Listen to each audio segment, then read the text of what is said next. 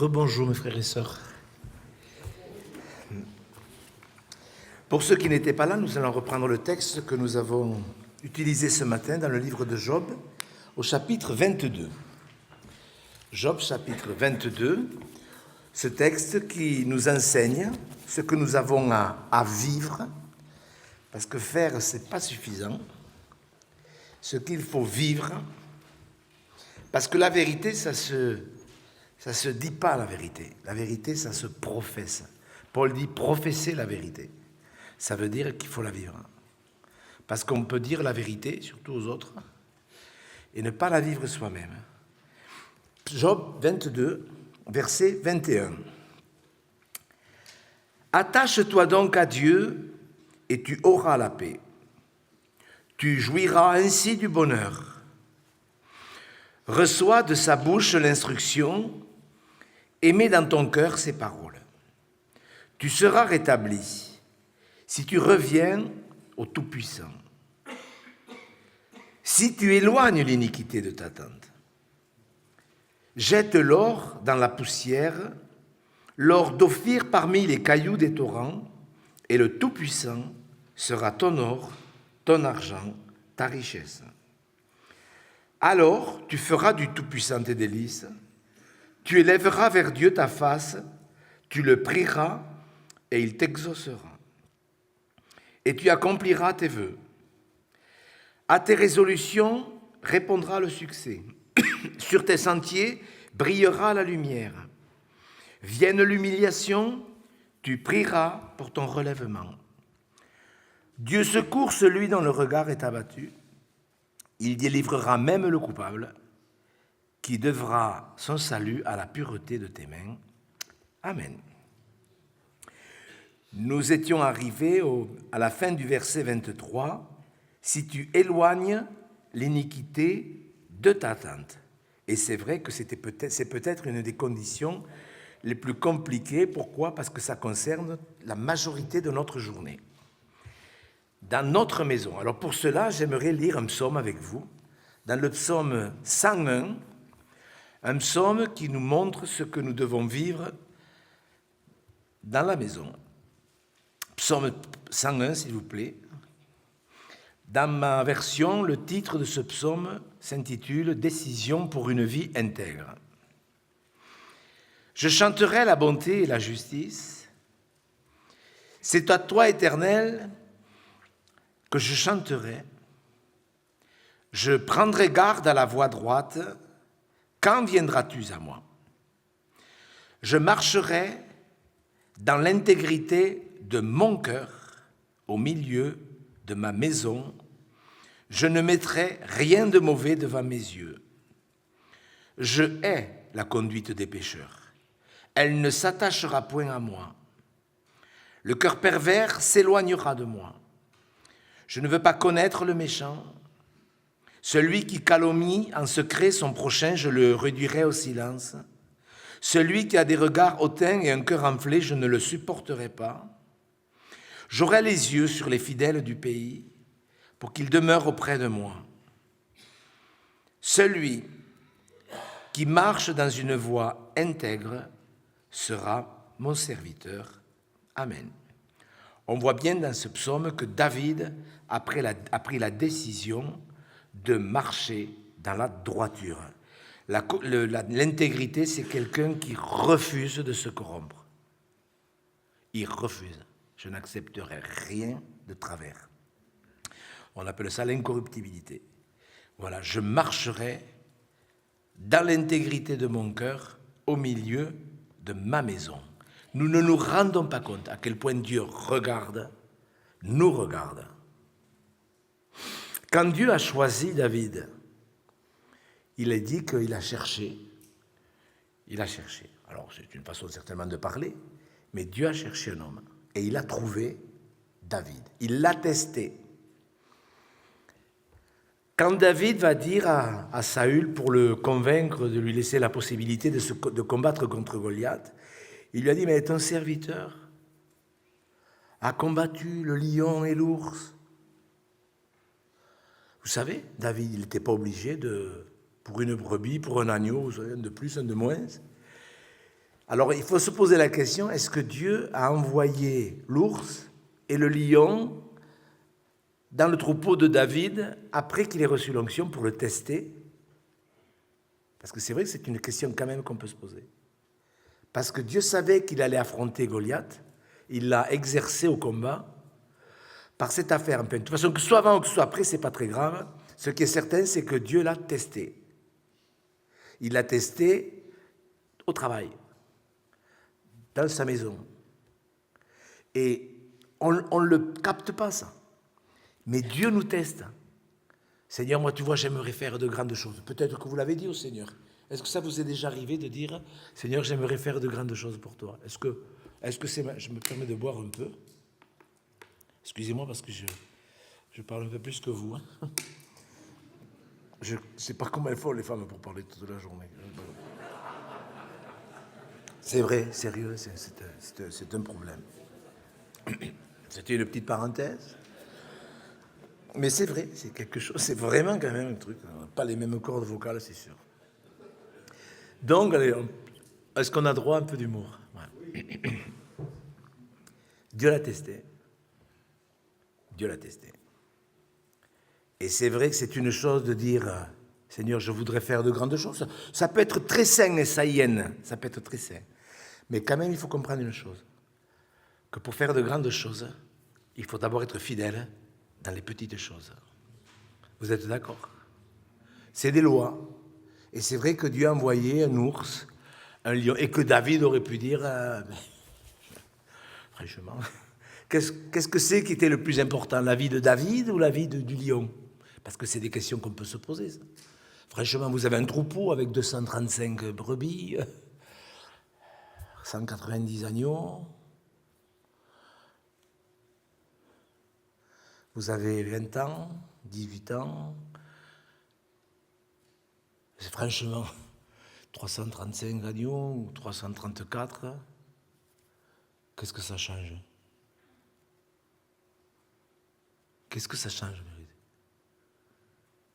Vous comprenez ce que je veux dire? Quand même, tout le monde va dire, mais ouais, mais monsieur Gros, c'est clair, le plus important, c'était la vie de David. Mais vous voyez, cette analyse, elle est humainement juste, mais spirituellement, ça ne veut rien dire. Un homme, Dieu le cherche, Dieu le trouve quand il est responsable. Et quelqu'un de responsable, c'est quelqu'un qui est responsable. C'est-à-dire qu'il agit selon ce qu'on lui a confié.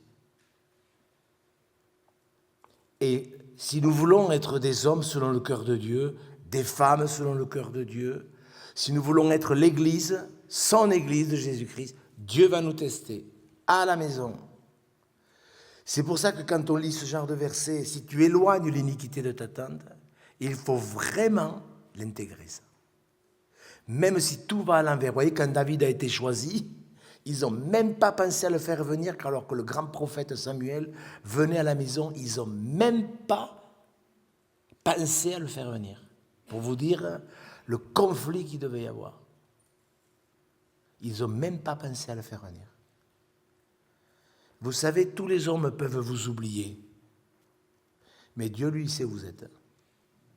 Elle est belle, la façon dont le Seigneur a choisi David. Vous ne trouvez pas?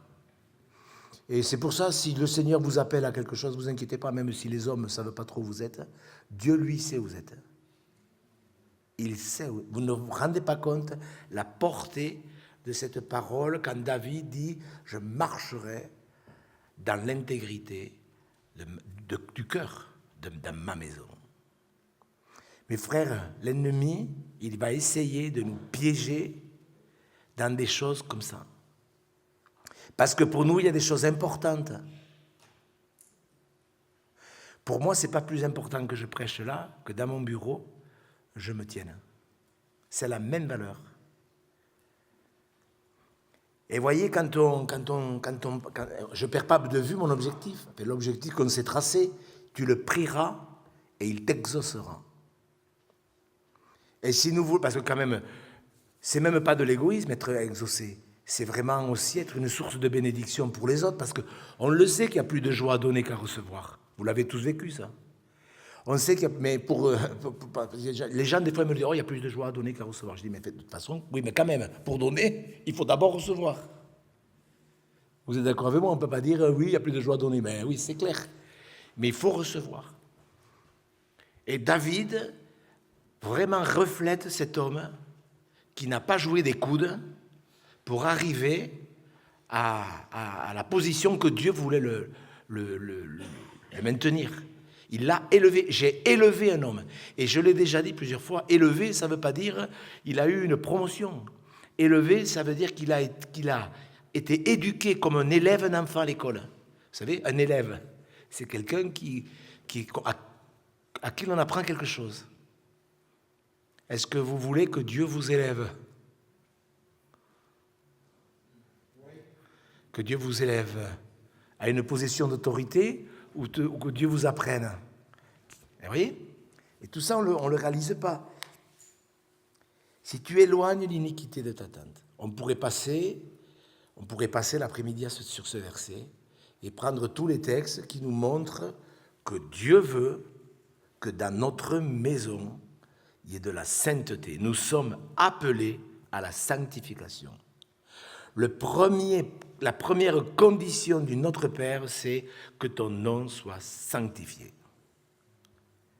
et que ta volonté soit faite. La volonté de Dieu ne sera pas faite, ne nous leurrons pas si nous ne sanctifions pas le nom du Seigneur dans notre maison. Que ton nom soit sanctifié, que ta volonté soit faite. Verset 24. Jette l'or dans la poussière, l'or d'Ophir parmi les cailloux des torrents, et le Tout-Puissant sera ton or, ton argent, ta richesse. Alors, qu'est-ce que ça veut dire? Qu'est-ce que ça veut dire? Ça veut dire que dans notre vie, il y a des choses, dans notre maison, il y a des choses qui peuvent être vraiment plus précieuses que Dieu. Nous avons du mal à l'accepter, mais il peut y avoir des plaisirs, des choses, des activités qui prennent la première place. Vous allez me dire, mais non, Dieu est en premier. Mais vraiment, Dieu voit s'il n'y a pas des choses qui sont une priorité, qui passent vraiment avant Dieu. Je ne dis pas avant l'Église. Parce que ce n'est pas parce qu'on met l'Église en premier qu'on met Dieu en premier. Il y a beaucoup de gens qui s'imaginent que parce qu'ils servent Dieu, Dieu est en premier. Ce n'est pas le service. Vous savez, il y a 20 ans de ça, j'ai eu passé un moment, ça allait bien, à comparer à ce que j'avais vécu, mais j'ai passé un moment de découragement. Il y a eu un flottement, j'étais découragé, ça a duré une semaine. J'ai dit, tiens, c'est bizarre. J'étais découragé, un moment de blues. C'est rare, franchement. Et j'ai prié, j'ai dit, Seigneur, montre-moi pourquoi ça ne va pas. Pendant un jour, j'ai cherché Dieu. Et un verset s'est imposé à mon cœur. Tu aimeras le Seigneur de tout ton cœur, de toute ton âme, de toute ta force, de toute ta pensée, et ton prochain comme toi-même. Et je me suis rendu compte, vous allez peut-être sourire, en fait moi je n'ai pas souri, j'ai remercié Dieu. Je me suis rendu compte que le fardeau des âmes passait avant Dieu. Je ne sais pas si je me fais bien comprendre. Le fardeau des âmes, le fardeau de l'Église, était plus important que d'aimer Dieu de tout mon cœur. Vous savez, des fois on peut être obsédé par des besoins. Et j'ai demandé pardon à Dieu. Seigneur, je demande pardon, tu n'es pas en premier. En premier, c'est le fardeau des âmes. Quelqu'un a dit un jour, quand le diable, il ne peut pas nous faire arrêter, il nous pousse. Et je pense qu'à cette époque-là, heureusement, et le découragement est parti de suite. Parce qu'on a le fardeau. Est-ce que c'est bien d'avoir le fardeau des âmes? Oui, mais si on est pris par ça, comme si ça dépendait que de nous, comme si c'était nous qui allions convertir les gens, ça devient une erreur. Oui, ça devient une erreur. En premier, ça doit être Dieu, mes frères et sœurs. Ça ne doit pas être le fardeau de l'Église. Oui, moi, je sers Dieu, je suis épuisé, j'en peux plus. Bon. Si tu jettes l'or dans la poussière, est-ce qu'il y a quelque chose dans votre vie qui doit être enlevé? De très, très, très précieux, que vous n'arrivez pas à mettre en second. Ça ne veut pas dire qu'il faut l'éliminer entièrement. Mais il y a des choses, peut-être, qu'il faut vous en séparer. À des moments, il y a des choses qu'il faut régler. Regardez, dans le livre des juges, vous savez ce qui s'est passé dans le livre des juges, et Dieu, à un moment donné, après, je ne sais plus combien, 40 ans, je crois que c'est 40 ans, attendez. Non, 7 ans. Enfin, déjà, ça commence. Dans le livre des juges, chapitre 6, Israël est très malheureux. Ils sont très malheureux. Parce qu'ils ont laissé Madian les écraser. Et puis Dieu va parler à Gédéon. Vous connaissez l'histoire de Gédéon, on ne va pas en parler parce que ce serait trop long. Mais lorsqu'il se rend compte que Dieu lui fait grâce, il réagit bien, vous voyez. Au verset 17, « Si j'ai trouvé grâce à tes yeux », il se rend compte que, il était dans le flou. « Si j'ai trouvé grâce à tes yeux, laisse-moi t'offrir un sacrifice. » Dieu ne lui a rien demandé. C'est pour ça qu'il y a des choses, il faut que ça vienne de nous. Vous pouvez dire, oui, je suis d'accord, c'est vrai, il a raison, c'est sûr, il y a des choses. Mais ça ne sert à rien en vérité. Il faut le concrétiser. Et Gédéon, Dieu ne dit pas, offre-moi un sacrifice. Moi, je vais voir si tu m'obéis. De lui-même, j'ai trouvé grâce à tes yeux. Vous savez, mes frères et sœurs, je ne sais pas dans quel état nous sommes, mais si on est là, c'est que Dieu nous a fait grâce. Tous. Vous le réalisez ? Si on est là cet après-midi, je peux vous dire qu'on peut tous confesser, Seigneur, oui, j'ai trouvé grâce à tes yeux. Même si on est cabossé et même si on boite, on a trouvé grâce. Donc il fait un sacrifice, Dieu approuve ce sacrifice, et quand lui il voit ça, il est bouleversé parce qu'il se rend compte qu'il n'a pas affaire à un ange, mais qu'il a affaire à ce qu'on appelle une Christophanie, à la présence de Jésus lui-même, Dieu lui-même. Et là, il est tellement touché qu'au verset 23, l'Éternel lui dit, sois en paix, tu ne crains pas, tu ne mourras pas. Gédéon bâtit là un autel et lui donna le nom l'Éternel paix. C'est pour ça que j'ai pris ce texte, pour le conjuguer avec ce que j'ai dit ce matin. Quand on se rapproche de Dieu, quand on s'attache à Dieu, même si quelques heures avant, ce n'était pas le top, on a la paix. Et il y a une paix. Je ne sais pas si cet autel il existe dans votre vie, la paix, mais je peux vous dire qu'il existe. Et regardez bien. Tout ça, c'est bien, mais ce n'est pas fini. Dans la même nuit, verset 25, dans la même nuit, l'Éternel dit à Gédéon, prends le jeune taureau de ton père et le second taureau de 7 ans, renverse l'autel de Baal qui est à ton père et abat le pieu sacré qui est dessus. Tu bâtiras ensuite. Verset 27, Gédéon prit 10 hommes parmi ses serviteurs et fit ce que l'Éternel avait dit, mais comme il craignait la maison de son père et les gens de la ville, il l'exécuta de nuit et non de jour. Tout avait été impeccable, c'était conduit par Dieu, mais Dieu l'a dit, dans ta maison, il y a une idole. Et c'est à lui qu'il le lui a demandé. Il y a des choses, Dieu vous les demandera, vous dites, c'est pas moi, c'est à mon père, c'est à le faire, etc., etc. Vous savez, quand on est sorti du mouvement dans lequel j'étais, il y a des pasteurs très, très fins qui m'ont dit, Monsieur Gros, c'est pas un pasteur à faire ça, c'est à des chrétiens. J'ai dit, vous croyez ? Sérieusement, vous voyez ? On se décharge de ses responsabilités. Si Dieu vous demande quelque chose, si nous voulons bâtir l'Église, Dieu va vous demander quelque chose. Il va me demander quelque chose. À l'un, il va demander une chose. À l'autre, ça ne sera pas la même chose. Mais il y a des choses et il faut les jeter. C'est précieux à nos yeux. C'est une idole. Ça prend la place de Dieu. Pour l'un, c'est peut-être pas important. Vous voyez, moi, par exemple, le frère Boris, j'en ai pas parlé avec lui, mais j'aurais une passion. J'aime la peinture à l'huile. J'aimerais peindre. Même quand j'ai pris la retraite, mes enfants m'ont offert tout ce qu'il fallait pour la peinture. Je l'ai ouvert et je l'ai refermé. Quand je serai vieux, plus vieux, un peu plus vieux, peut-être que je ne pourrai plus prêcher, j'en ferai. Mais je sais que ça deviendrait une passion. Je le sais. Alors que la peinture à l'huile, ça peut être une détente. Mais pour un autre, ça peut être une passion. Ça prendrait une place trop importante. Je le sais, je sais comment je travaille. Et la Bible dit que ceux qui sont à Jésus-Christ ont crucifié la chair avec ses passions et ses désirs.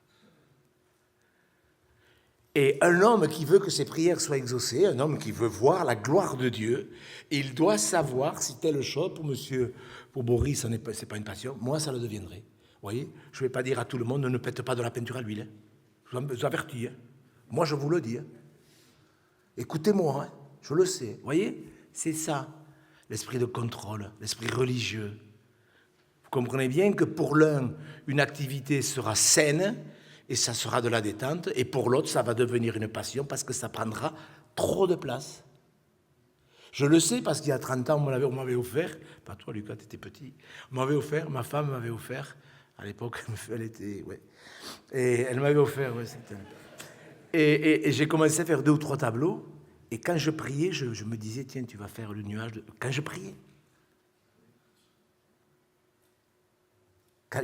je me demandais quelle grille j'allais utiliser pour faire le nuage. Je me suis dit, voilà, c'est bon. Vous comprenez, je veux dire? Je sais. Je ne peux pas le gérer. Et quand Dieu dit, dans son immense grâce, jette l'or dans la poussière, ne vous débarrassez pas de vos bijoux en or. Si vous le faites, je m'en occuperai. Je les jetterai dans la rivière, vous inquiétez pas. Mais vous comprenez bien qu'il y a des choses qui sont une idole. Et ça ne passe pas avec Dieu. Dieu ne supporte pas que quelque chose passe avant lui. Pourquoi? Parce que c'est des lois bénies. C'est pas comment dire, des restrictions. C'est une bénédiction. C'est pour ça qu'il dit jette l'or dans la poussière. L'or d'Ophir, c'est encore plus beau parmi les cailloux des torrents. Et le Tout-Puissant sera ton argent, ton or, ta richesse. On voit bien que Dieu s'intéresse vraiment à notre bonheur et que nous, on n'est pas capable, à la chute, c'est vrai qu'on est rentré de la dispensation de la conscience, de l'innocence à la dispensation de la conscience, mais je peux vous dire qu'on n'est pas capable de discerner le bien du mal. On croit bien sûr, mais je peux vous dire que ce n'est pas évident de connaître ce qui est bien de ce qui est mal. Donc, s'il y a quelque chose qui prend trop de place, laissez-le. Dieu vous demandera, vous le ferez, vous demanderez de l'aide. À la Gédéon, il a demandé l'aide des serviteurs. Il a fait de nuit parce qu'il avait peur que vous le fassiez de jour, de nuit, n'importe comment. Mais faites-le. S'il y a une idole, je vais me débarrasser de ça. Je vais m'en débarrasser. Ça sera une véritable délivrance. Alors on pourrait prendre d'autres textes. Vous savez très bien, si vous avez lu la Bible, qu'il y a plein de textes qui montrent qu'il y a des choses il faut se débarrasser. Pas de tout. Pas de tout. Nous, on avait un jeune qui s'était converti, il allait à la chasse. Il s'est converti, et puis à l'ouverture de la chasse, le dimanche, je ne le voyais pas à l'église. Ah, je lui dis, vous venez pas le dimanche à l'église? Ah non, monsieur Gauche, moi le dimanche, je vais à la chasse. J'ai dit, vous savez que l'ouverture de la chasse, c'est aussi le jeudi. Vous pourriez aller à la chasse le jeudi. Enfin, j'ai dit, vous faites ce que vous voulez. Et puis il a réfléchi, il a dit, vous avez raison. Je prendrai mon jour de congé le jeudi. Et le dimanche, je viendrai au culte. Vous avez raison. Et voilà. Il a continué la chasse le jeudi. Puis après, au bout de 3 ou 4 ans, il a arrêté parce que il trouvait que il y avait mieux à faire. Je ne l'ai pas obligé à arrêter la chasse. Je lui ai quand même dit, il y a des priorités. Et voilà. Et il a fait son chemin. Vous comprenez, mes frères, il y a des choses qu'on peut transposer. Il y a des choses, il faut s'en débarrasser. Il y a des choses, il faut faire gaffe. Il y a des choses, il faut fuir. Quand la Bible dit « fuyez l'impudicité », c'est clair que c'est dangereux. Il y a des choses, il faut les fuir. Alors maintenant, on va attaquer l'important.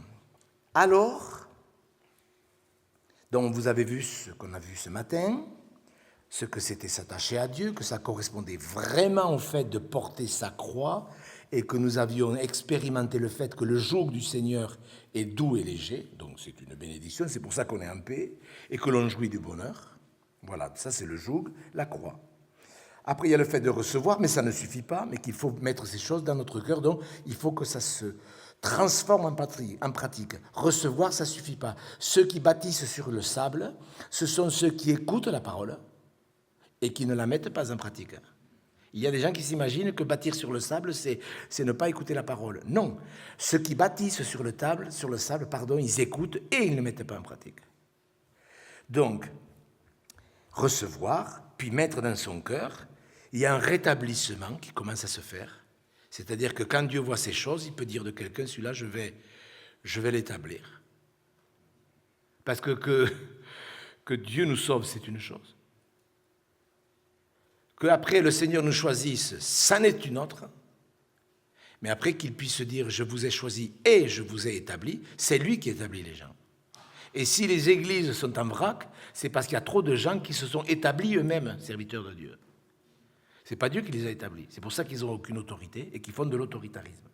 Mais quand on commence à progresser dans cette bénédiction, parce que c'est une bénédiction, le Seigneur dit, voilà, le Tout-Puissant t'établira ou te rétablira.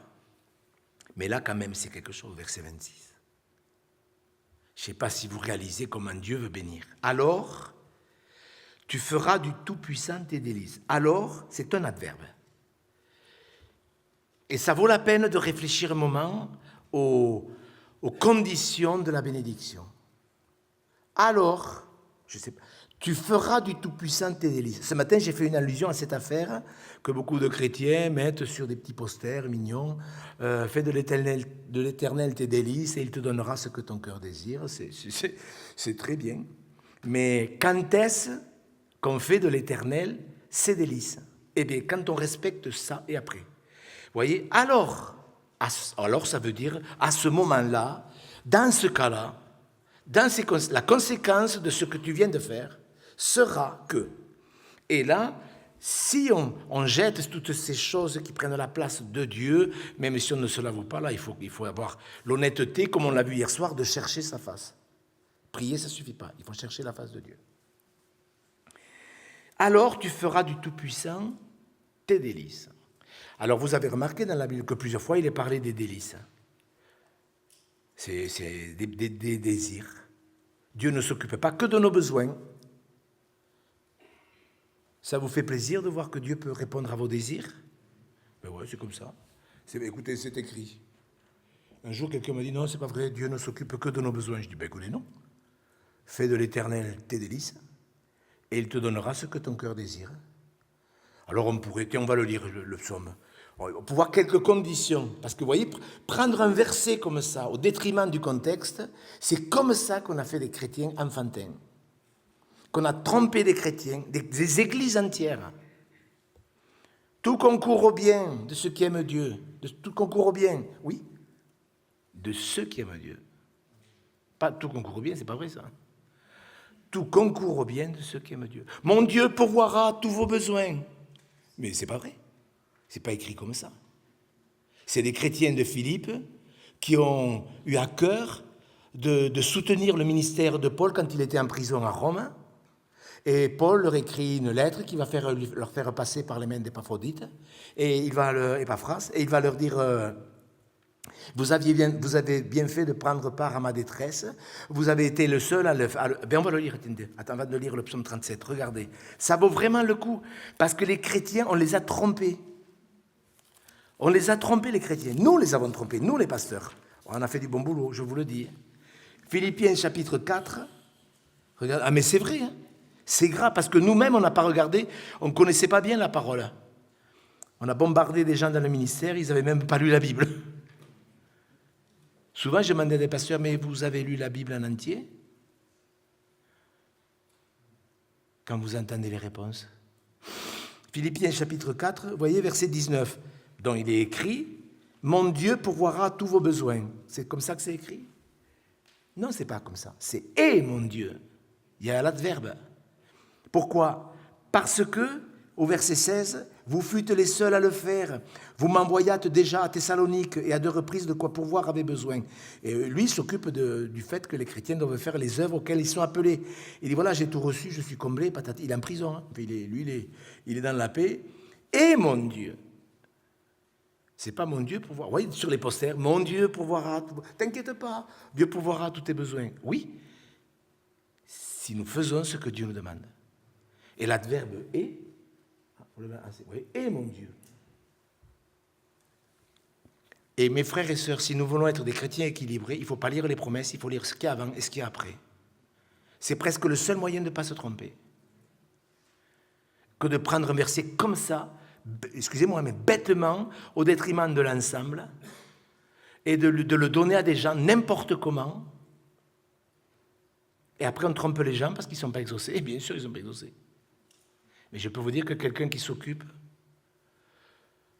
de quelque chose que Dieu lui a demandé, les Philippiens, ils ont eu à cœur de soutenir l'apôtre Paul. Ils étaient les seuls. Il avait certainement envoyé des lettres à tout le monde, ou quelqu'un. Écoutez, l'apôtre Paul est en prison, mes frères. Je ne sais pas, ça doit marcher comme ça, comme maintenant. Voilà, est-ce que nous pourrions le soutenir? C'est pas facile pour lui, tatati, tatata. Voilà, ceux qui ont à cœur de le faire, faites-le. Et il n'y a que l'église de Philippe qui a répondu. Et l'épître aux Philippiens, en vérité, c'est une lettre de remerciement. Parce que Dieu nous remerciera pour ce qu'on fait pour lui. C'est ça que ça veut dire. Et il pourvoira à tous vos besoins. Donc, est-ce que vous comprenez? On ne peut pas prendre une promesse, voilà, on va le lire, si on a le temps. Vous voyez? Mettez Dieu à l'épreuve. Mettez Dieu à l'épreuve. Et vous verrez, si les écluses des cieux ne s'ouvrent pas, mais vous connaissez le contexte. On va essayer de le voir si on a le temps. Psaume 37. Comme je n'ai pas beaucoup de temps pour prêcher, monsieur Yoder, il chronomètre, mais... Alors je fais vite.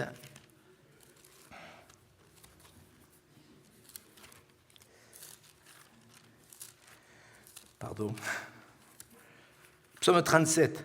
Dans le fameux verset, « Fais de l'Éternel tes délices ».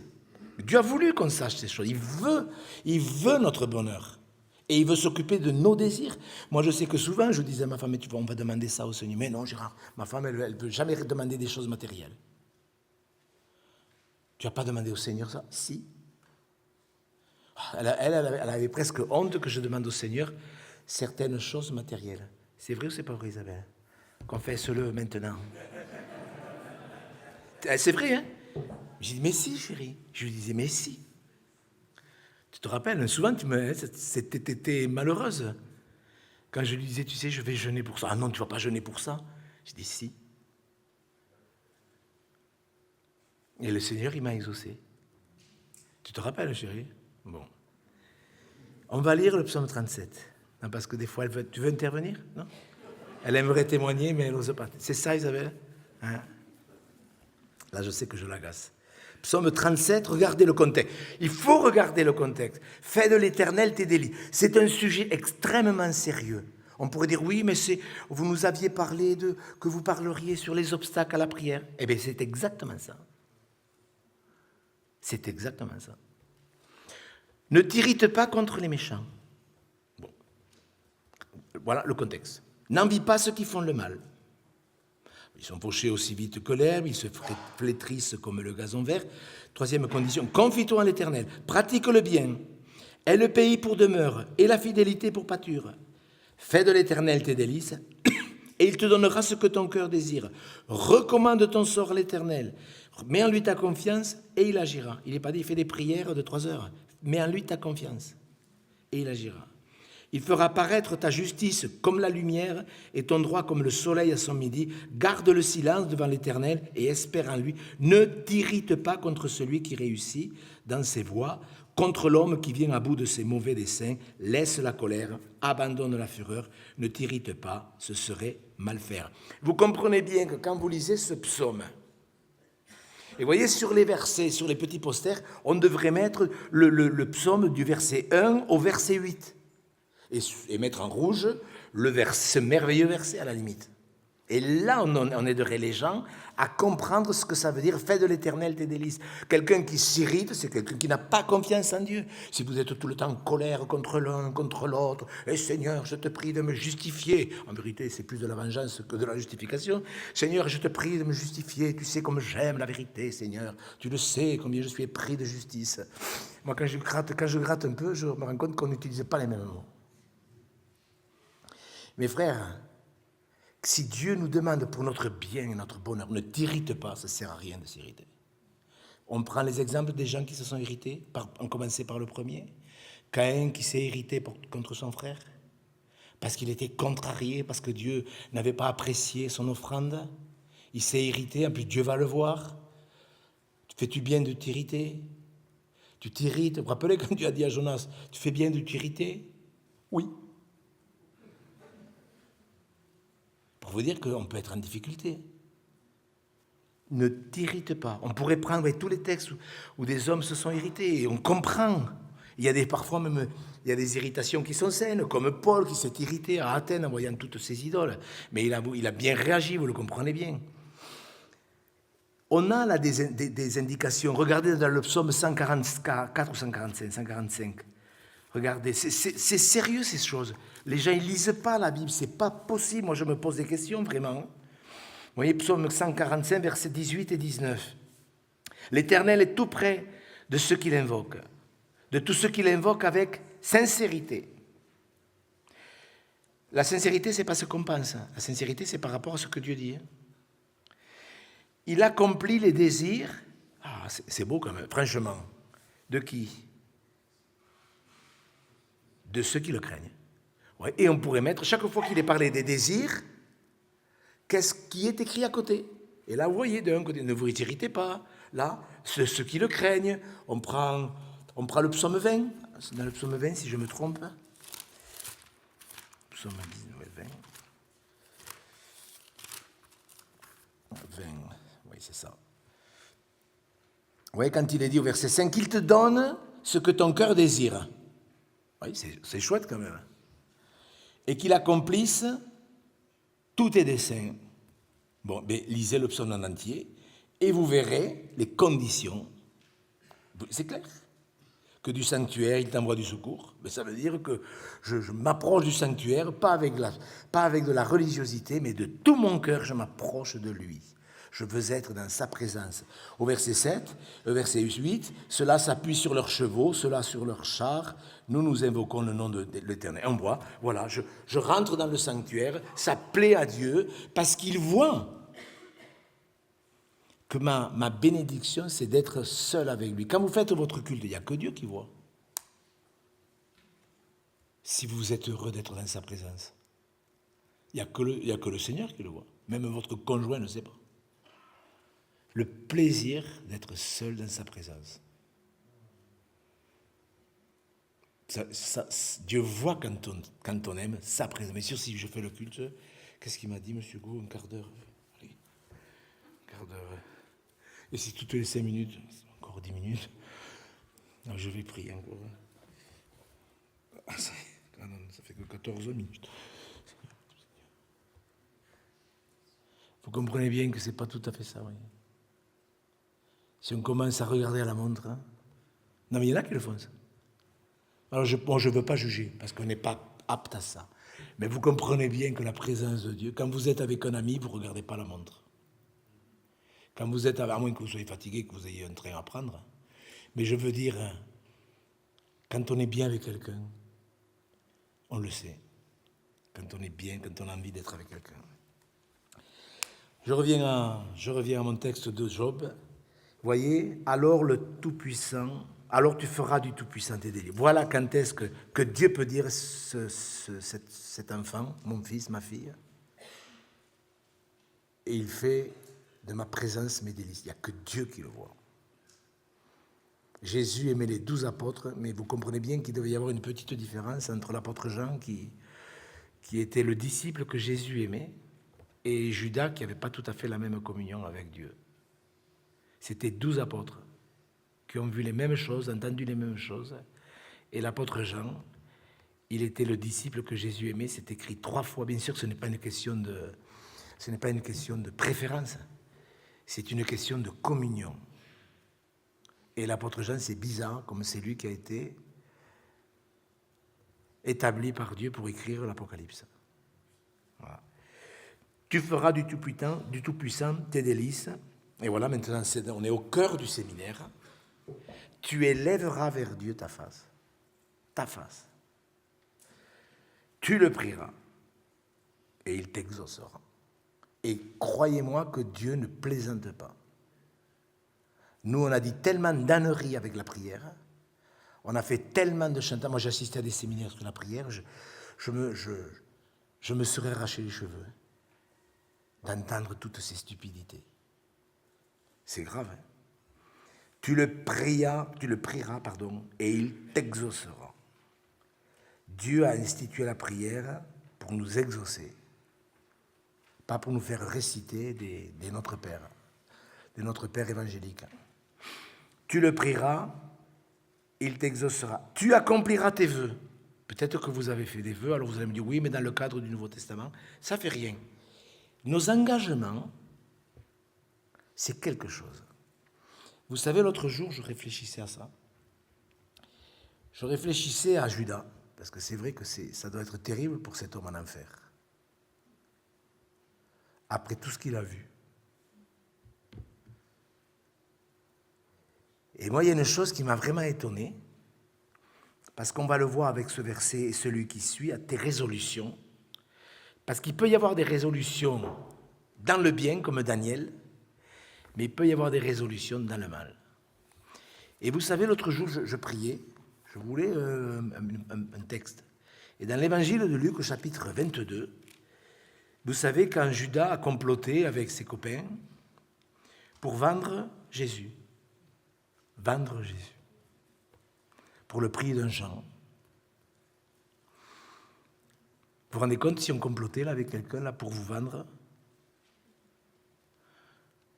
pour un prix d'un champ? Combien ça vaut un champ ici? 15 000 euros, 20 000 euros? Non? Ouais, mais enfin, je ne sais pas, un champ de 2000 mètres, ça vaut combien?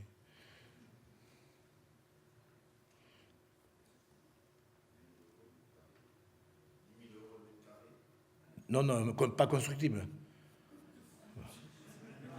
On n'a pas les mêmes valeurs, monsieur Lionel. On n'a pas les mêmes valeurs. Même fait un champ avec 50 000 euros, vous devez l'avoir, non? Pour un champ agricole. Ouais. Imaginez qu'on prenne quelqu'un au milieu de vous et qu'on le vende au Pakistan, là-bas, pour être esclave. Vous diriez, non, mais ils sont fous. C'est ce qui s'est passé. Ils ont vendu Jésus pour le prix d'une femme en plus. C'était une façon de l'humilier. Un homme, ça valait 50 cycles. Et une femme, ça valait 30 cycles. Ils ont poussé, vous voyez, l'humiliation de Jésus-Christ jusque-là. 30 cycles d'argent. Et regardez bien, il faut comprendre une chose, parce que tout ce que l'on voit là, on peut vite l'expédier. Mais quand il est parlé de ces affaires-là, des vœux, c'est un engagement. Et regardez, vous voyez, alors, Luc 22, 5, ils furent dans la joie et ils convinrent de lui donner de l'argent. Et regardez ce qu'il dit de Judas. Après s'être engagé, il cherchait une occasion favorable pour leur livrer Jésus à l'insu de la foule. Il a pris un engagement. Et vous ne savez pas combien nos paroles nous engagent. Ce n'est pas écrit dans les proverbes, si tu es engagé par les paroles de ta bouche, dégage-toi. Nous ne nous rendons pas compte du pouvoir des paroles. Dans le temps de Jérémie, ils ont dit, venez, tuons-le avec la langue. Nous ne nous rendons pas compte, je n'aurai pas le temps d'en parler, dans l'exaucement des prières, c'est archi important. J'ai fait allusion ce matin succinctement sur les paroles vaines et les propos insensés. Mais laissez-moi vous dire que Judas, à un moment donné, il s'est engagé à faire quelque chose de terrible. À tes résolutions, vous voyez, d'un côté, il y a l'engagement à faire le mal. Il y a des chrétiens, ils font le mal. Je peux vous dire que moi, j'ai été choqué de voir la quantité de chrétiens qui sont méchants. Vous en avez jamais vu des chrétiens méchants?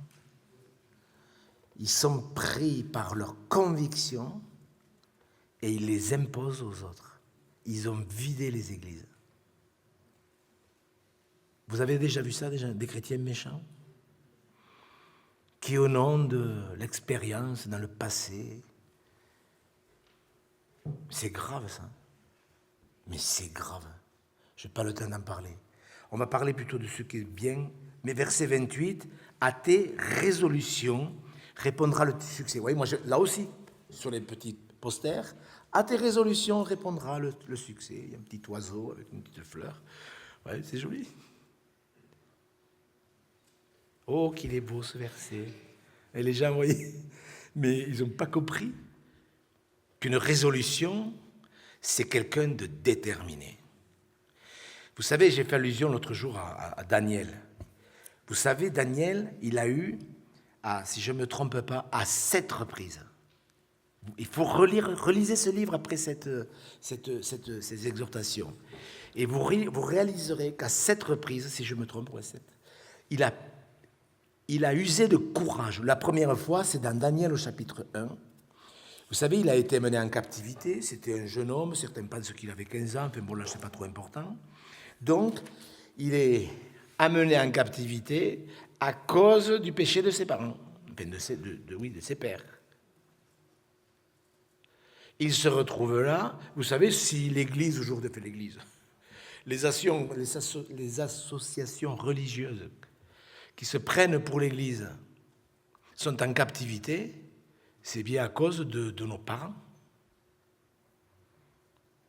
Moi, j'ai souvent vu des vieux pasteurs dire, oui, ben, quand on sera parti, advienne que pourra l'Église. J'ai dit, mais c'est votre faute aussi, l'Église est là. C'est vous qui avez laissé faire. Les jeunes. Non, mais attendez, c'est vous qui avez laissé faire. Il y a 30 ans, il y a 40 ans. Vous voyez, ce sont des gens qui n'ont aucune résolution. Des lâches, ça s'appelle des lâches.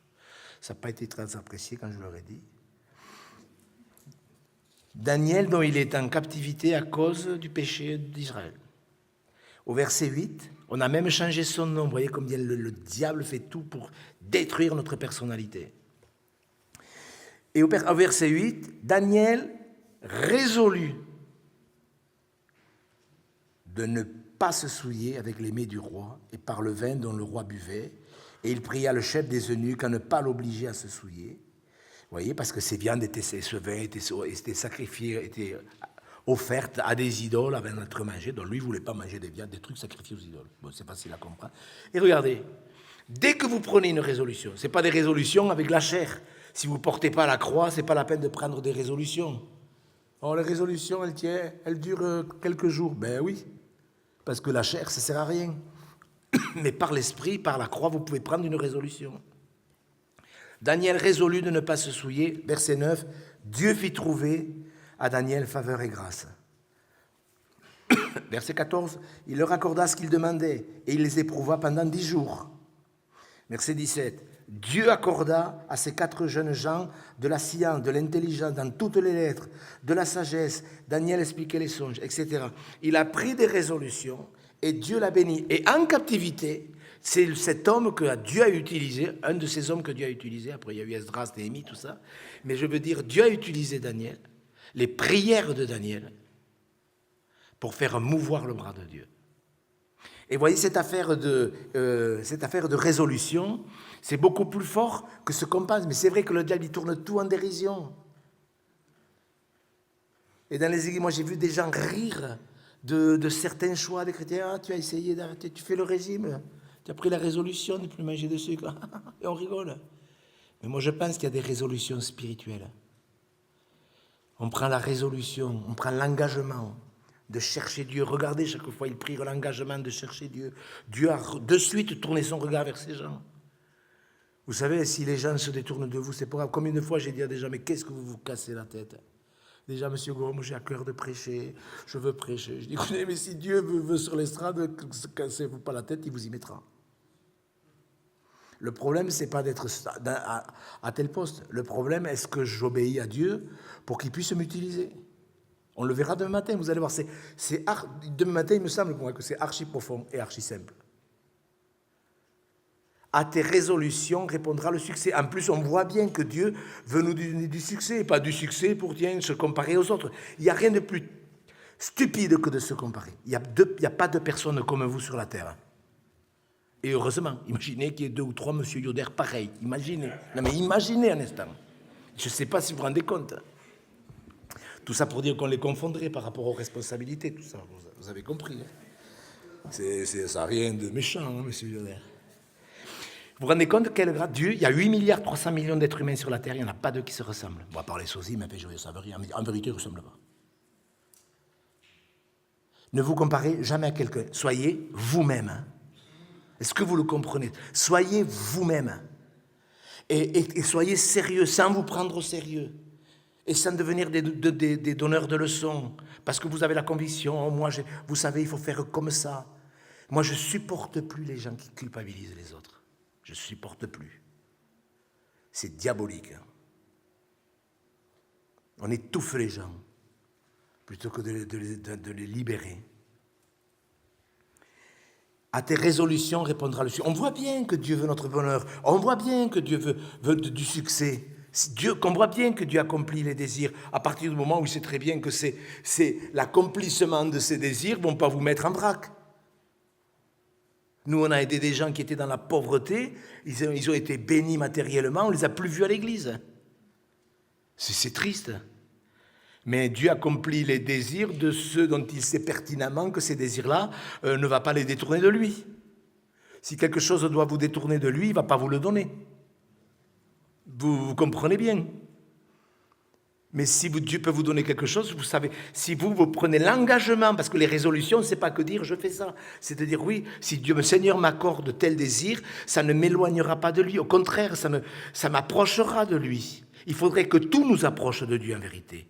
Tout. Tout devrait nous approcher de Dieu. Absolument tout. Je suis convaincu que c'est la volonté de Dieu. Et ce que je dis, je peux l'expliquer bibliquement en plus. Ce n'est pas une conviction personnelle. À tes résolutions répondra le succès. Donc, je répète, tu élèveras vers Dieu ta face, tu le prieras et il t'exaucera. Sur tes sentiers brillera la lumière. Vienne l'humiliation, tu prieras pour ton relèvement. Vous savez, quand je vous ai dit que je commençais à rentrer dans le repos, pendant 3 mois, je le dis quand il y a ma femme, pendant 3 mois, tout ce que j'ai demandé à Dieu, il me l'a donné. Tu te rappelles, Isabelle? Tu veux le témoigner? Tu ne veux pas témoigner? Tu m'avais promis le 13 juin 81 que tu serais une aide pour moi. Moi aussi, je ne suis pas loin des 44 ans de mariage. T'as eu des fleurs, toi? Non? Mais tant pis. C'est pas grave. Je te les offrirai, moi, les fleurs, c'est pas grave. Mais tu m'avais promis que tu m'aiderais. Pendant 3 mois, tout ce que je demandais à Dieu, j'ai compris cette affaire. Tout ce que j'ai demandé à Dieu, il me l'a donné. Tout. Je vous assure que c'est vrai. Et ça a commencé un vendredi soir, je me rappelle, où j'avais pris la décision de dire je vais entrer dans ce repos. Je veux rentrer dans ce repos. Je ne voulais pas être un professionnel de la prédication. J'en avais marre, en vérité, de préparer des sermons. C'est un boulot de préparer des sermons. Et je me suis dit, je ne veux jamais devenir un pro de la prédication. Parce qu'en fin de compte, le système religieux dans lequel j'étais fait de nous des professionnels de la prédication, pas des hommes de Dieu. Et c'est pour ça que dans certains milieux religieux, il y a d'excellents enseignants. Mais ce n'est pas parce qu'on est un excellent enseignant qu'on est un homme de Dieu. Et un soir, je me rappelle, je rentrais, je vous le dis parce que j'ai compris ce que c'était.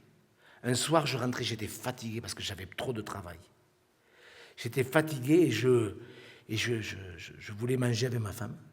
La réunion était finie et puis j'ai vu que tout était à la maison. Et puis dans la côte qui allait à la maison, j'ai dit, bon, allez au lit, tant pis. Je mangerai tout seul. Elle m'avait abandonné. Elle avait commencé déjà, ouais.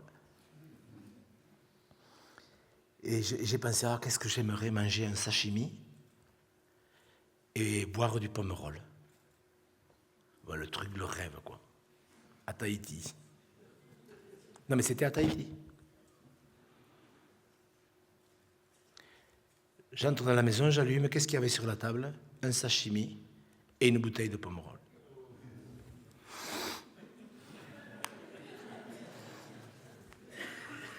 Pardon pour le pomerol. Je me suis mis à genoux. Et j'ai dit, tu vois, Seigneur, je venais de demander ça il y avait 1 minute.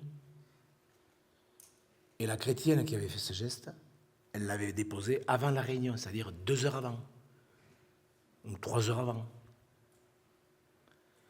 Parce que qu'on demande à Dieu quelque chose et qu'il le fasse, bon, excusez-moi, mais pour Dieu, c'est certainement pas grand-chose. Mais quand on commence à attaquer ce genre d'expérience, c'est qu'on réalise la préscience de Dieu, que Dieu sait ce qu'on va lui demander avant qu'on le lui demande. Vous comprenez? Et là, j'ai vraiment été touché. Pas parce que Dieu m'avait donné un sashimi et vraiment du bon vin. Parce que là-bas, avec le salaire qu'on avait, c'était impossible d'acheter une bouteille de vin. Même un petit prix. Et là, j'ai vu vraiment la sollicitude du Seigneur. J'ai compris ce que ça veut dire qu'il est tout-puissant. Parce que vous lui demandez, après j'ai demandé des choses, j'ai demandé à Dieu, ma femme, elle était furieuse, ma femme. Presque, un peu des fois. Non? Quand tu m'as dit, oui, tu demandes que pour toi. Non, là c'est bien, on est entre nous, tous les deux. Et tu te rappelles quand tu m'as dit, Gérard, quand même, tu pourrais penser aux autres, non? Tu t'en souviens? Mais pourquoi je vous dis ça, mes frères et sœurs? Parce que j'ai vraiment expérimenté ça. À tes résolutions répondra le succès. Tu le prieras, il t'exaucera. Ça ne m'a pas éloigné de Dieu. Ça ne m'a pas éloigné de Dieu. Et je pourrais faire un livre de 300 pages sur toutes ces expériences que j'ai faites pendant 3 mois. Je ne le fais pas parce que je ne voudrais pas pousser les chrétiens à justement être obsédés par la bénédiction. Il ne faut pas être obsédé par la bénédiction, il faut être obsédé par la présence de Dieu. Voilà ce qu'il faut. C'est une erreur tout ce quand c'est autre chose que Dieu. Vienne l'humiliation, tu prieras pour ton relèvement. C'est bien quand on est fatigué que le Seigneur nous relève. Et je voulais dire un mot sur je veux le dire quand même. Parce que il y a cette affaire-là, si vous faites l'inverse, eh bien Dieu ne vous exaucera pas. Vous aurez vraiment une vie d'obstacle à la prière. Vous savez, quand il est dit celui qui détourne l'oreille pour ne pas écouter la loi, sa prière même est une abomination. Mais je me suis rendu compte, à force de discuter avec des frères et sœurs comme vous, des gens honnêtes, ils réalisent à un moment donné que sans s'en rendre compte, ils sont devenus rebelles. Et pour cela, je voulais partager, je voulais faire une étude cet après-midi sur le perfectionnement. Parce qu'il est dit, tendez à ce qui est parfait. Et là aussi, combien de fois j'ai entendu, « Ah, mais on ne peut pas être parfait, franchement. » Bien sûr, comme Jésus, personne ne pourra jamais être comme Jésus, puisqu'on est des pécheurs. Mais quand même, Jésus a dit dans le Sermon sur la montagne, « Soyez donc parfaits, comme votre Père céleste est parfait. » C'est Jésus qui l'a dit. Ça veut dire ce que ça veut dire. Ça veut dire que nous pouvons progresser dans le perfectionnement. Même si on sait tous très bien qu'il y aura des hauts et des bas, mais en fait, il y a des hauts et des bas comme ça et dans l'inverse. Et d'où ça vient que les chrétiens ne font pas de progrès, qu'ils ne saisissent pas ces choses? Vous savez, quand il y a un truc sur les exaucements, il faudrait tous que les voyants s'allument, dire je vais réfléchir là-dessus. Quand il est dit « Marie, aimez vos femmes afin que rien ne vienne faire obstacle à vos prières », moi je sais que je m'applique à aimer mon épouse, mais je le fais aussi par intérêt. Je le dis mal. Je l'ai mal dit? Je l'ai mal dit? Je le fais par amour, bien sûr. Mais quand même, écoutez, on ne peut pas, je ne sais pas, je le dis mal, mais vous comprendrez que quand vous savez que si un homme il aime sa femme comme Christ aime l'Église, quand vous savez que quand il est dit d'honorer sa femme, moi je le fais, oui, je l'aime, mais je vous le dis, je le dis mal, je me suis engouffré dans un truc là. Je le fais parce que je sais que ça plaît à Dieu. Honorez vos femmes. Point. Qu'il en soit ainsi, afin que rien ne vienne faire obstacle à vos prières. Et souvent, j'ai fait des choses pour mon épouse. Je ne peux pas dire que j'étais plein d'envie, mais je l'ai fait pour l'honorer. Et vous voyez, ce sont des choses... Et quand moi j'entends, vous voyez, par rapport à ce sujet, oui, mais enfin, tu comprends, hein, ou alors être parfait, non mais vous rigolez, monsieur Hugo, être parfait, vous plaisantez, vous voyez comment on est. Et c'est là qu'on rentre dans la rébellion involontaire. Alors on y va, on va terminer avec ça. C'est pour vous dire parce que fais de l'éternel tes délices, et en plus je suis tout le temps en train de me rebeller contre Dieu. Alors c'est dans le prophète Malachie. Malachie, c'est l'avant-dernier livre de l'Ancien Testament. Alors vous avez remarqué qu'à 6 reprises ou à 7 reprises, alors mais là c'est grave. J'espère que vous n'allez pas vous retrouver là-dedans. Je l'espère. Malachie, chapitre 1er, verset 2.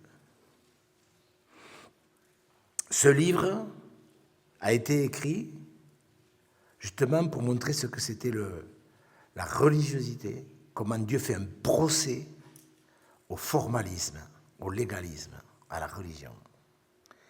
Je vous ai aimé, dit l'Éternel. Et vous dites, en quoi nous as-tu aimés?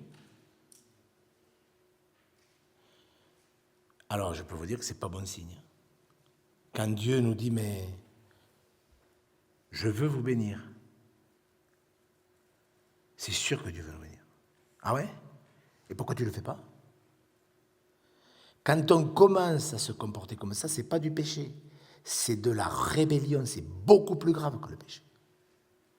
Et il vous faudra lire ce texte et faire très attention. Parce que quand on voit... Vous voyez, quand Job a traversé cette épreuve, je prends Job parce qu'on était dedans, quand il dit, quand Dieu lui parle, il dit « Je mets ma main sur ma bouche et je me tais ». Et quand Dieu nous dit quelque chose qu'on ne comprend pas, il vaut mieux se taire. Plutôt que de commencer, pour faire le malin, à dire « Ah ouais ?» Alors on ne le dit peut-être pas à Dieu, mais on le dit aux autres. Et rappelez-vous, quand Dieu a dit « Mais ce n'est pas contre Moïse que vous vous rebellez, c'est contre moi ». Et dans le prophète Malachie, il faut le méditer, ce livre. Comme ça vous permet de dire, mais oui, est-ce que je suis ronchon, je suis râleur, et c'est les synonymes de rebelle. Vous voyez, au verset 6, un fils honore son père. Un serviteur honore son maître. Si je suis père, où est l'honneur qui m'est dû? Si je suis maître, où est la crainte qu'on a de moi, dit l'Éternel des armées? À vous, sacrificateurs, qui méprisez mon nom. Et là, ils auraient dû dire pardon. On te demande pardon, Seigneur. Merci de nous avoir montré que nous méprisions ton nom. Et qui dit, en quoi t'avons-nous méprisé? Oui. Quand on permet de dire, ah oui, mais non, mais Dieu, mais non, mais franchement, vous croyez que moi, je vais demander pardon? Non, mais franchement, vous êtes rebelle. Vous offrez sur mon autel des aliments impurs. En quoi t'avons-nous profané? Oui, en quoi t'avons-nous profané? Eh bien, c'est en disant la table de l'Éternel est méprisable. Ils offraient à Dieu des choses secondaires. Mais vous, verset 12, vous le profanez en disant la table de l'Éternel est souillée et ce qu'elle rapporte est un aliment misérable, méprisable. Vous dites quelle fatigue et vous le dédaignez. Vous voyez quand on dédaigne les choses que Dieu nous donne, hein? Moi je trouve que c'est une grâce quand Dieu nous donne quelque chose. N'importe quoi, tout ce qu'il nous donne. Mais ça va loin cette affaire. Ça va vraiment loin. Au verset 17, vous fatiguez l'Éternel par vos paroles. Et vous dites en quoi l'avons-nous fatigué? C'est en disant quiconque fait le mal est bon aux yeux de l'Éternel. Et c'est en lui qu'il prend plaisir. Ou bien où est le Dieu de la justice? Ah ouais, si Dieu était juste, on n'en serait pas là. Mais c'est de la rébellion. Et après on dit Seigneur, d'ailleurs regardez, on va revenir en arrière. Vous voyez au verset 13 du chapitre 2. Voici encore ce que vous faites. Vous couvrez de larmes l'autel de l'Éternel, de pleurs et des gémissements, en sorte qu'il n'a plus égard aux offrandes. Vous voyez, il y a des gens, ils pleurent, Seigneur, pardon, Seigneur. Moi, j'étais dans des églises, les gens, ils se font pleurer. Moi, j'ai été voir des femmes, j'étais là, mais pourquoi vous parlez, puis on va prier, ils se mettent à pleurer. Mais pourquoi vous vous faites pleurer? On ne sait pas. Ils ne savaient pas en plus. Alors, j'ai dit, je vais vous aider. Je pense que la première fois que vous avez été exaucé, vous pleuriez. Oui, c'est ça. Et il y a des gens, ils s'imaginent qu'en plus de la foi, il faut les pleurs, vous voyez? Comme s'il avait été écrit, vous sera fait selon votre foi, et les pleurs. Mais vous voyez où on en est arrivé? C'est ridicule, vraiment. Et les pasteurs, ils laissent faire. Vous couvrez de larmes l'autel, des gémissements, sans dire, oh, qu'est-ce qu'ils sont humbles. C'est pas de l'humilité, c'est de la comédie. Et tout ça, c'est du légalisme, c'est du formalisme, pour être plus clair. Mais regardez, on continue. Vous voyez, quand il dit, verset 7, 2 du chapitre 7, verset 7 du chapitre 3. Revenez à moi, et je reviendrai à vous. Vous voyez, c'est beau, non? Est-ce que c'est pas beau? Dieu, en fait, ça fait un moment que ça dure. Hein? Et Dieu, encore dans sa patience, revenez à moi. Revenez à moi, c'est une grâce, il peut nous le dire cet après-midi. Revenez, je reviendrai. C'est merveilleux. Dit l'Éternel des armées. En plus, là, vous voyez, c'est l'Éternel des armées. Ça veut dire qu'en plus, il va combattre pour nous. Il va s'occuper de nous. Il combat pour nous, l'Éternel des armées, c'est ça. Il aurait pu être écrit, dit votre Père. L'Éternel des armées, chaque fois qu'il y a l'attribut, il faut savoir à quoi ça correspond. Et vous dites, en quoi devons-nous revenir? Je ne sais pas l'intonation qu'ils ont utilisée, mais ils l'ont utilisée. Un homme trompe-t-il Dieu? Car vous me trompez, dit-il. En quoi t'avons-nous trompé? Alors là, c'était par rapport aux dîmes et aux offrandes. Mais en fait, ça peut être n'importe quel autre problème. Et c'est là que Dieu dit, mais mettez-moi à l'épreuve. Vous voyez, c'est ça l'écoute. Alors en plus, vous voyez, Dieu a permis que l'on sache la gradation qu'il y avait dans la rébellion. Et si vous parlez comme ça, vous êtes rebelle. Ouais, où est le Dieu de justice? Moi, ça, je prie, et Dieu ne m'a pas justifié. Mais vous êtes rebelle. Alors au début, c'est peut-être pas grave, parce que vous ne le connaissez pas suffisamment. Mais au bout d'un moment, si vous êtes honnête et bon, vous tomberez sur des textes qui vous montreront que nous sommes rebelles quand nous parlons ainsi. Vous voyez, quand il dit au verset 13, « Vos paroles sont rudes contre moi, dit l'Éternel. » Et vous dites, « Qu'avons-nous dit contre toi ?» Vous avez dit, « C'est en vain que l'on sert Dieu. » Alors ça, je peux vous dire que je l'ai entendu quelquefois. À quoi ça sert de prier? Je prie, Dieu ne m'exauce pas. C'est ça la rébellion. Que vous disiez, Seigneur, je souffre. Comme Job qui disait, je souffre. Je ne comprends rien. Ils vont me dire, Dieu, j'y comprends rien. Que dire, ouais, pourquoi ça ne sert à rien de te servir. Mettez-moi à l'épreuve et vous verrez si je n'ouvre pas les écluses des cieux. L'exaucement des prières dans la Bible, franchement, ça vaudrait la peine après cette exhortation. Vraiment, ça vaudrait la peine. Bon, on n'aura pas le temps, mais ça vaudrait la peine de prendre tous les textes où le Seigneur nous indique comment les cieux s'ouvrent. Vraiment, ça vaudrait la peine. Parce que je peux vous dire que c'est sa volonté. Je peux vous dire que Dieu est plus intéressé que nous à ce que le ciel s'ouvre sur la France. Dieu est plus intéressé que vous à ce que vos enfants se convertissent, et vos petits-enfants, même si vous les aimez tendrement. Dieu est plus intéressé que nous à faire ce qu'il veut faire. Mais voilà, il s'est engagé, c'est comme ça, c'est une loi dans le royaume de Dieu. Là, il y a deux courants de pensée, je sais, dans l'Église, dans la vraie Église, où les gens disent, oui, Dieu peut faire ce qu'il veut sans les hommes. Eh bien, moi, je pense que ce n'est pas vrai. Pour faire son œuvre, Dieu utilise des hommes. Et s'il ne les trouve pas, il avance le jugement. Il y a des gens qui disent, non, Dieu fera son œuvre, il le fera avec nous, sans nous. Non, c'est pas vrai. Écoutez, peut-être, je ne pense pas me tromper. Dieu cherche des hommes pour faire mouvoir son bras. Et il faut que nous soyons délivrés de ce qu'on a abordé ce matin et cet après-midi, mais il faut que nous soyons délivrés de la rébellion. Un péché, c'est pas bien un péché, c'est pas bien. C'est pas bien un péché. Mais nous pouvons tous commettre des péchés. Celui qui dit qu'il n'a pas péché, c'est un menteur. Si nous avons commis un péché, il faut le confesser. Il faut le confesser. Il faut le régler de suite. S'il faut téléphoner à 10 personnes, il faut téléphoner à 10 personnes et demander pardon à Dieu, il faut le faire. Mais la rébellion, c'est autre chose.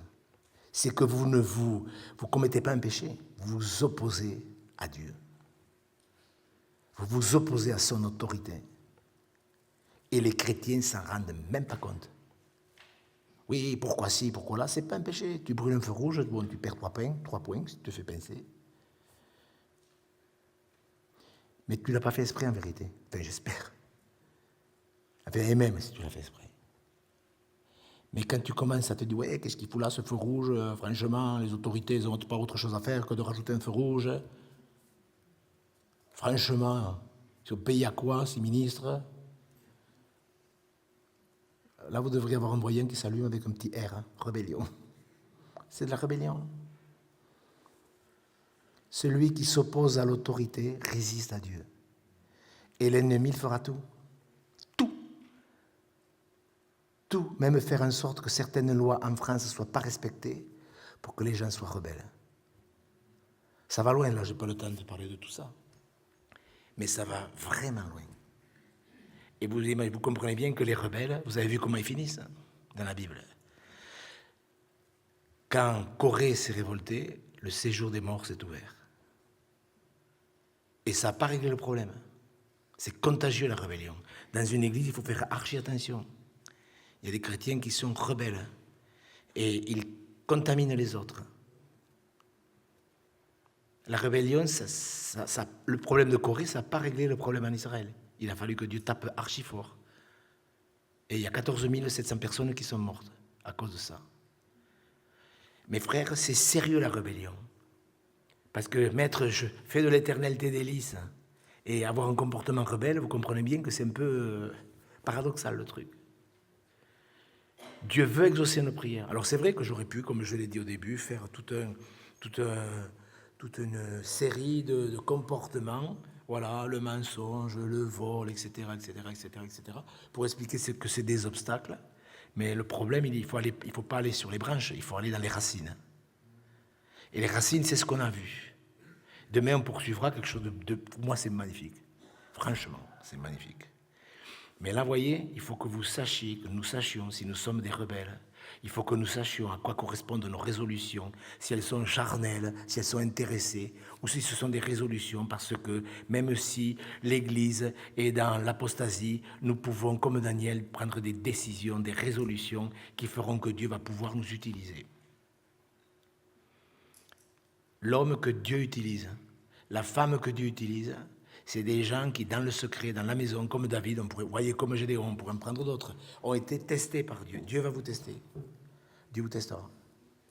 Il permettra même que des gens, même des amis vous trahissent. Vous avez déjà été trahi par des amis? Ben, c'est bien. Oui, c'est David qui le dit. On le lit? Vous me donnez 5 minutes encore, monsieur Yoder?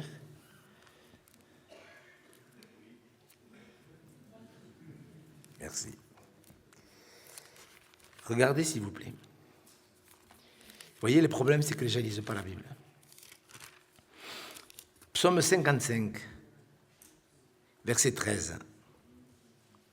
C'est David qui parle. Ce n'est pas un ennemi qui m'outrage.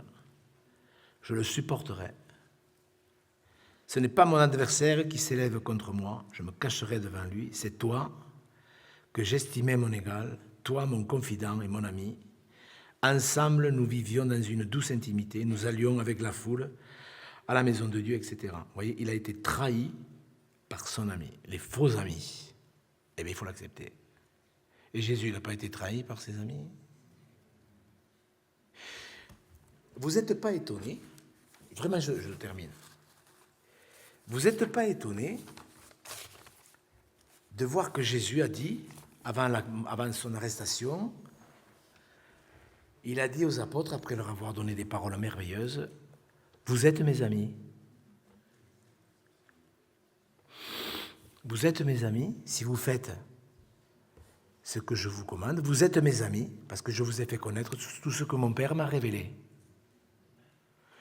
Et les amis l'ont tous abandonné. Vous avez lu ça? Tu te dis, c'est quand même bizarre. Vous êtes mes amis et tous l'ont abandonné. Et j'ai compris. Oui, on ne peut pas être un ami du Seigneur tant qu'il n'y a pas eu la croix. Après la croix, ils ont prouvé qu'ils étaient des amis du Seigneur. Jésus savait très bien ce qu'il disait. Il y a des gens qui disent, oui, mais pourquoi Jésus a dit ça? Il s'est trompé. Non, ça me fatigue, moi, quand quelqu'un me dit, Jésus s'est trompé. Jésus ne s'est jamais trompé.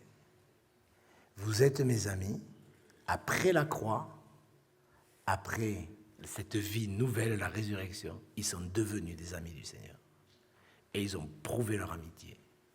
Ça nous prouve que tant qu'il n'y a pas la croix et la résurrection, il n'y a pas d'amitié. C'est pour ça que tant d'églises sont en vrac, que tant de chrétiens sont superficiels, légers, et ne comprennent pas, et rétrogrades. Ils croient pour un temps.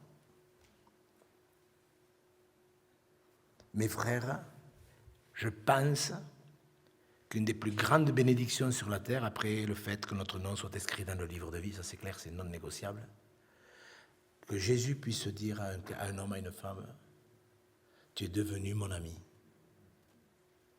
Et Abraham est devenu l'ami de Dieu quand il a jeté l'or dans la poussière, l'or d'Ophir parmi les cailloux du torrent, parce que Dieu lui a dit, sacrifie-moi ton fils unique. Alors qu'Abraham avait 2 fils. Là aussi, quelqu'un a dit, mais Dieu, il s'est trompé. Mais non, mais vous vous rendez compte? Il a dit ton fils unique. Il avait un fils ou 2? Mais ça veut dire que la chair, ça ne compte pas dans le royaume de Dieu. Vous comprenez? Le Seigneur ne s'est pas trompé. Dans l'œuvre de Dieu, la chair, ça ne sert à rien. Vous voyez, même Dieu l'oublie, parce qu'il ne l'utilisera pas. Et c'est là que Dieu va dire, je sais maintenant que tu crains Dieu. Et là, on n'est plus dans le si, on est maintenant dans parce que tu as fait ça, je te bénirai.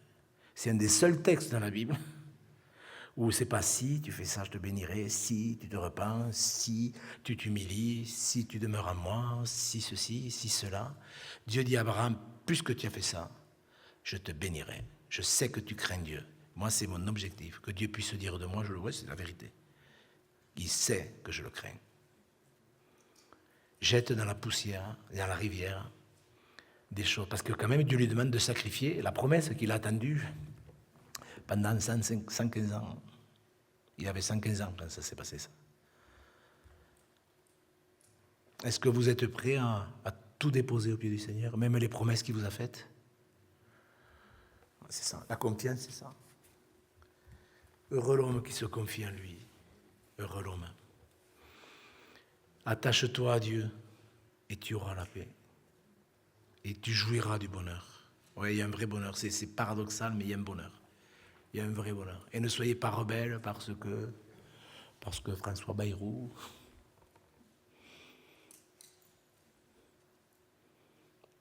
Si vous êtes rebelle, je vous le dis, si vous êtes rebelle, Dieu vous résistera.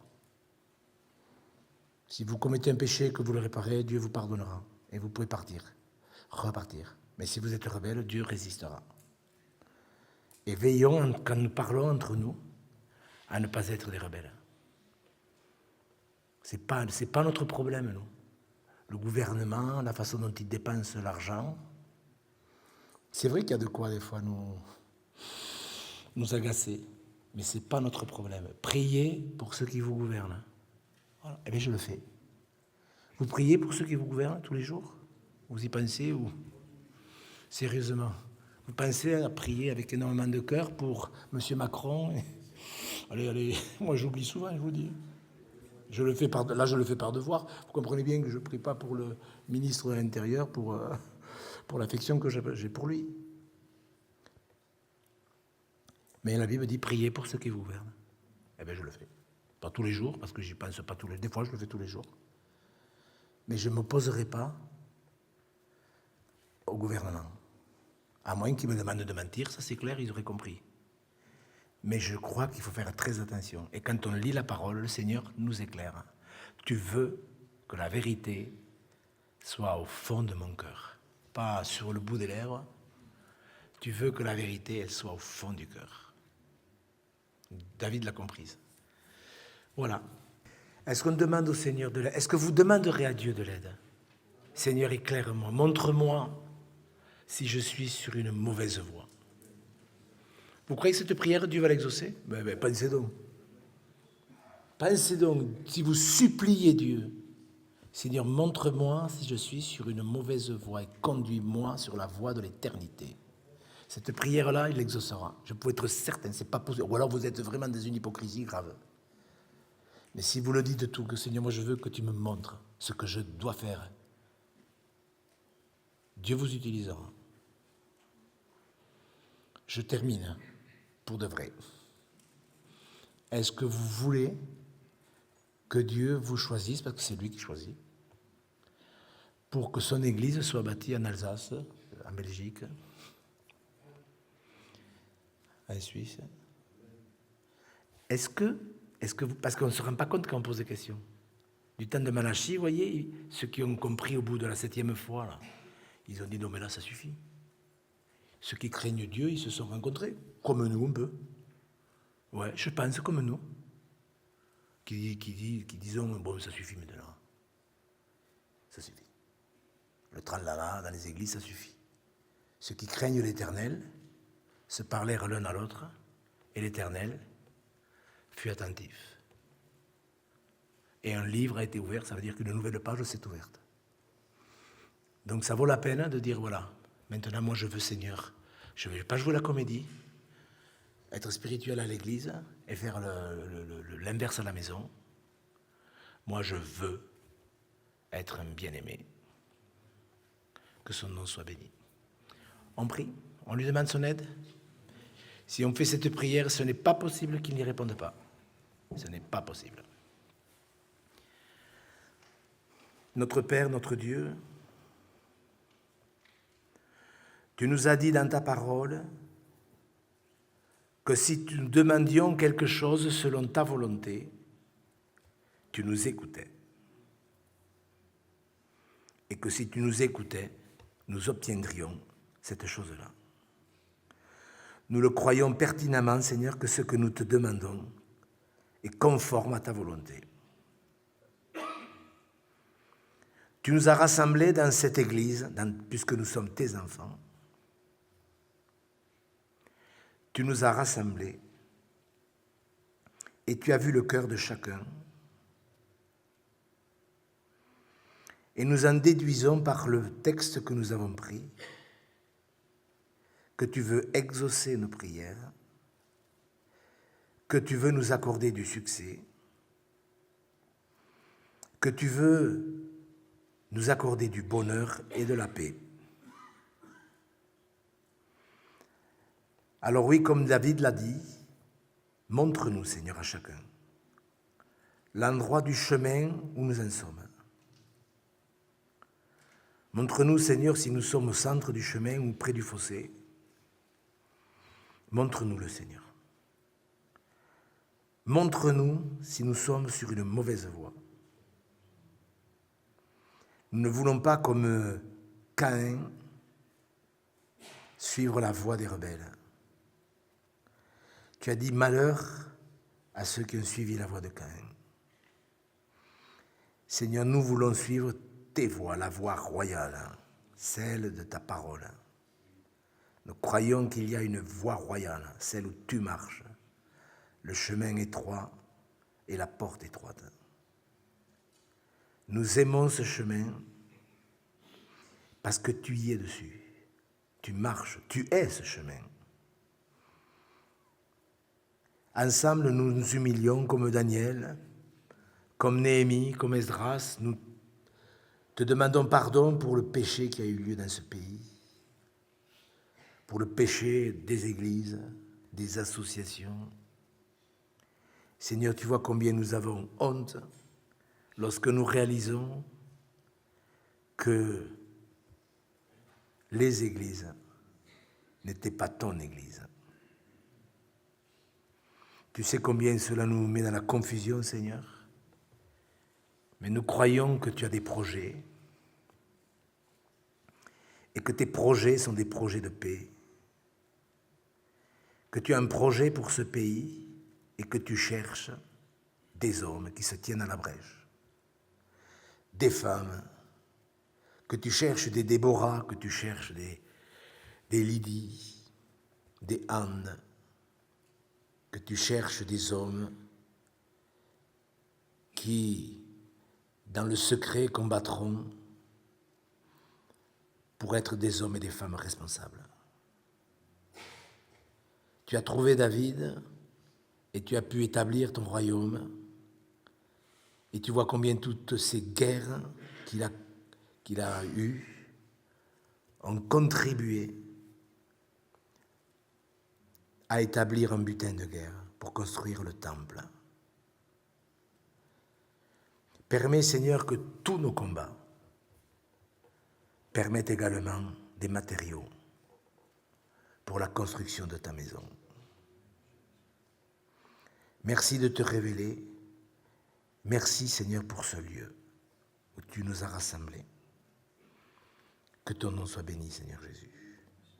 Amen.